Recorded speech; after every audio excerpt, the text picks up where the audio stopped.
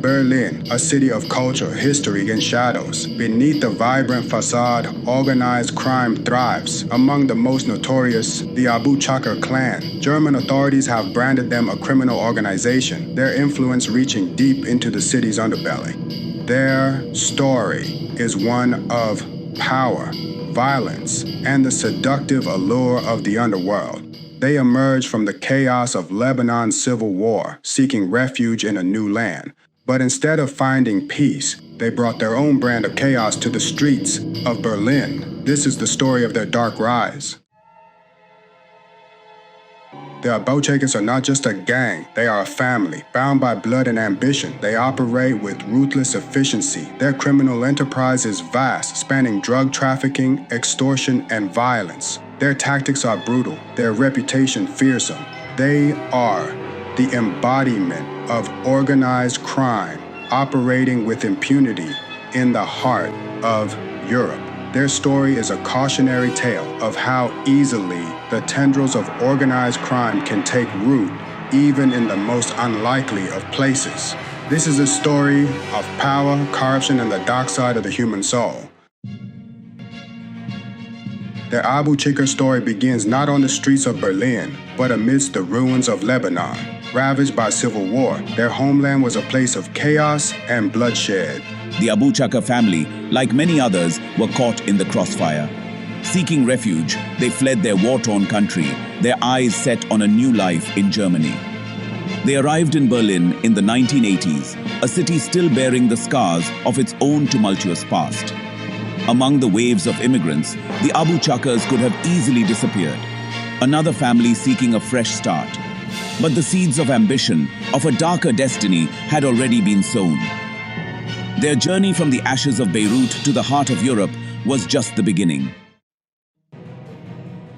Berlin in the 1980s was a city in flux, divided by a wall, haunted by its history. For the Abou Chakers, it was fertile ground. They settled in the city's Neu Köln district, a melting pot of cultures and a haven for the disenfranchised. Life was hard, opportunities scarce. The Abou Chakers, however, were quick to adapt. They fell back on what they knew, what they had perhaps always known, the tools of the streets. Petty crime gave way to more organized ventures, whispers of their ruthlessness spreading through the underworld. The Abou Chakers were building an empire, brick by bloody brick. Their past was prologue, the violence of their homeland echoing in the shadows of their new city. The Abou Chaker, they had come to Berlin seeking refuge, but they found something far more intoxicating: dominance. The Abou Chaker clan wasn't simply born, it was forged. The brothers who had navigated the horrors of war and the uncertainties of a new land realized that their strength lay in unity. They had witnessed firsthand the fragility of life, the fleeting nature of alliances. Their bond as brothers became their shield and their weapon, a pact forged in the fires of adversity. They swore oaths of loyalty, vowing to protect their own and punish those who dared to cross them. The Abou Chaker clan was no longer just a family, it was a brotherhood, a force to be reckoned with in the murky underworld of Berlin. A legacy forged in blood. At the helm of this burgeoning criminal enterprise was the eldest brother, Youssef Abou Chaker, a man shaped by the brutalities he had witnessed. Youssef possessed a ruthless charisma and an unflinching resolve.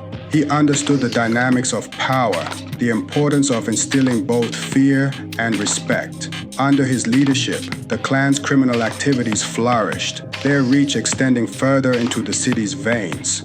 Youssef, the patriarch, was building more than just a criminal empire. He was crafting a legacy that would be whispered in hushed tones for years to come. He instilled in his brothers a code of silence, a loyalty that transcended the law and ensured their grip on power.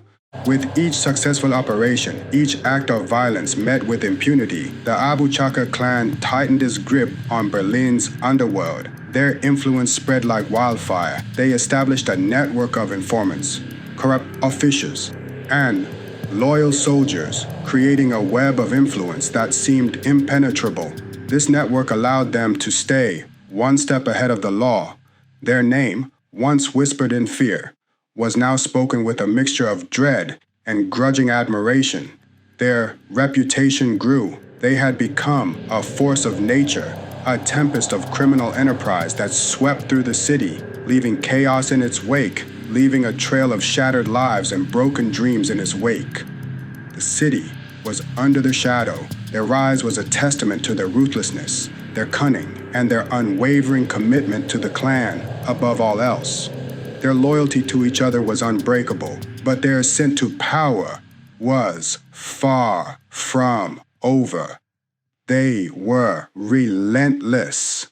The Abou Chakers had set their sights on a prize that promised even greater wealth and influence, the glittering world of German hip-hop, a realm where they could expand their empire even further.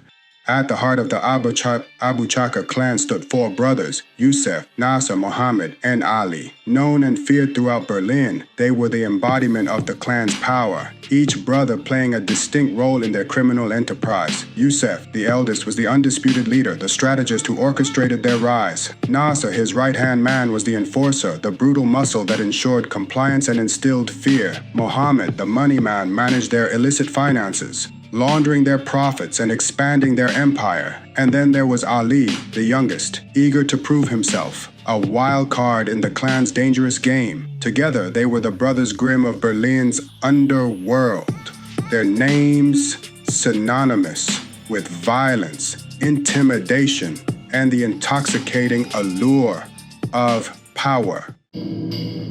Of all the Abou Chaker brothers, Nasser was perhaps the most feared.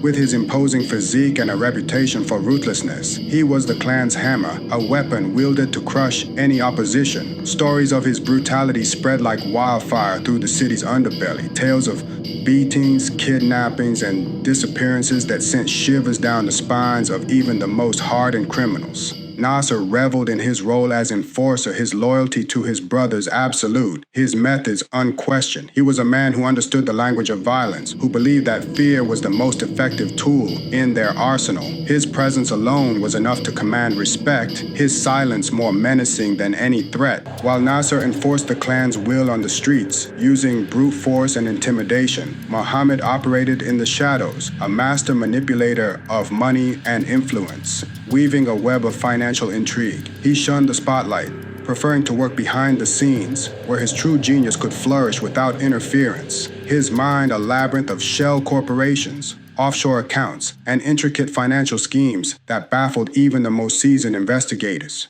Mohammed understood that true power lay not just in muscle, but in wealth, in the ability to control resources and people, in the ability to buy loyalty, silence, and even justice itself. He knew that money could open doors that brute force could not.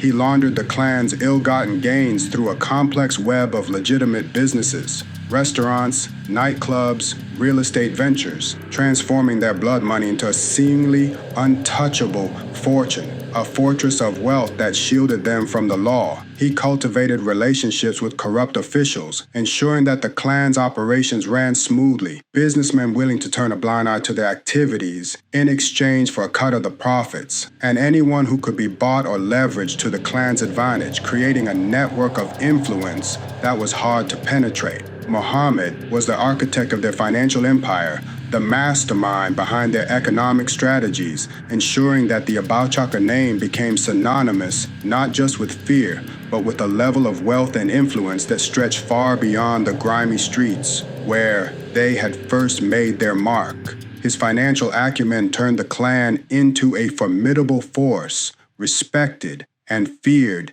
in equal measure, their reach extending into the highest echelons of society.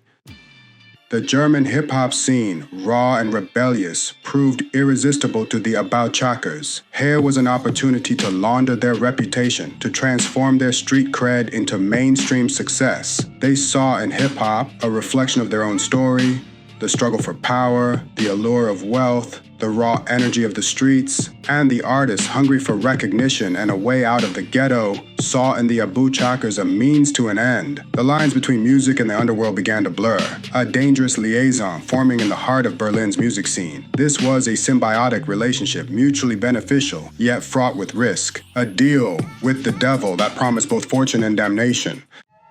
One name stands out among the Abou Chaker's conquests in the music industry, Bushido. A rising star with a troubled past, Bushido's gritty lyrics resonated with the youth, his music a soundtrack to the streets.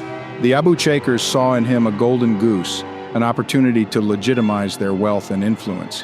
Bushido, in turn, saw in them the protection and financial backing he needed to reach the pinnacle of success. Their partnership, though seemingly improbable, was born of mutual ambition, a shared hunger for power and recognition. Together, they would climb to the summit of the German music industry, leaving a trail of broken promises and shattered lives in their wake.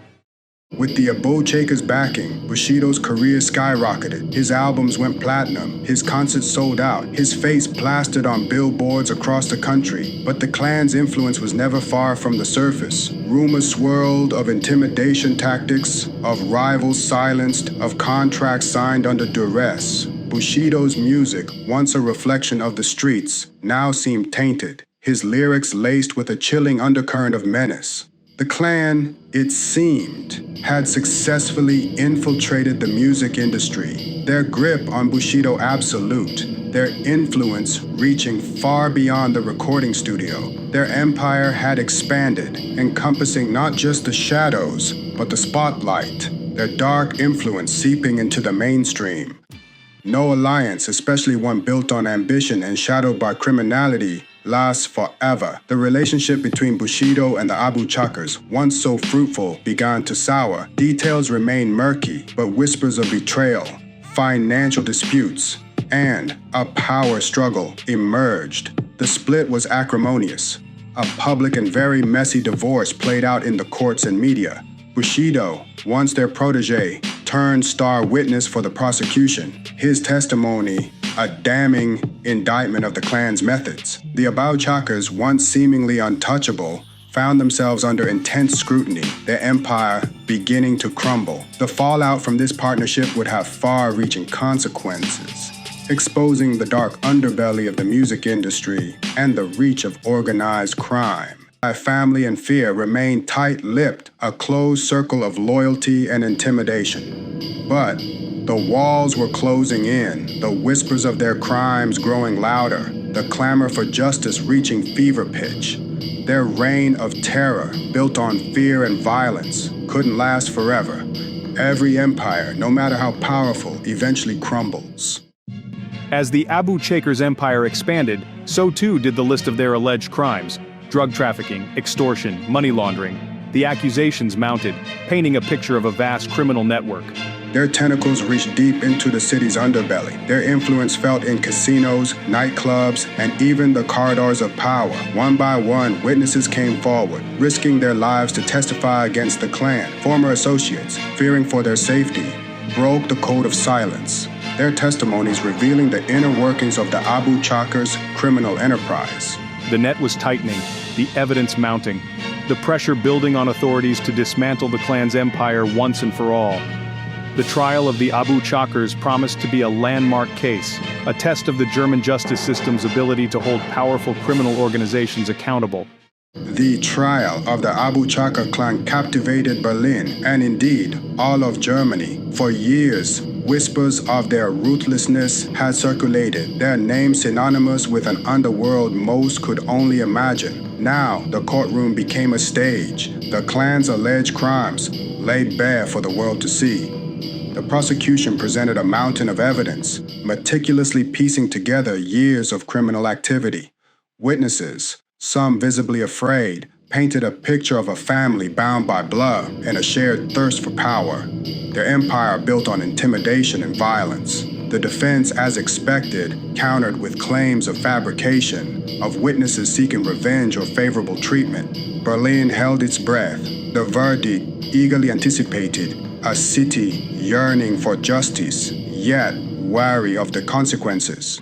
The Abou Chaker trial, regardless of its outcome, cast a long shadow over Berlin. It exposed the fragility of the city's facade, the ease with which organized crime had infiltrated its underbelly. The clan's story served as a cautionary tale, a reminder of the seductive allure of power and the devastating consequences of unchecked ambition. The trial, while significant, represented just one battle in a much larger war against organized crime, a war fought not just in courtrooms, but on the streets, in the shadows, and in the hearts of communities. The Abou Chaker name, once whispered in fear, was now etched in the city's collective memory, a stark reminder of the darkness that lurked beneath the surface. The fight for Berlin's soul, for its very identity, would continue long after the verdicts were read and the dust settled.